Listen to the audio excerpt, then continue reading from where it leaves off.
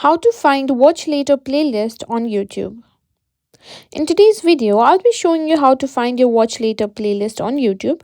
It's a simple process, but you'd be surprised how many people miss it. Let's get started. Now, what you need to do is first open the YouTube app on your phone and make sure you're signed into your account. Now, simply tap on your profile picture at the bottom right corner of the screen and scroll down until you find an option that says playlist or library. Simply tap on it, and here you can see various playlists like liked videos, watch laters, and all the other playlists that you have made. And simply tap on watch later, and you'll see all the videos you've saved for later. Now that you know how to find your watch later playlist, let's go quickly over how to add videos to it. Now, while watching any video, find a video that you want to watch later. Simply tap on three dots and simply click on save to watch later,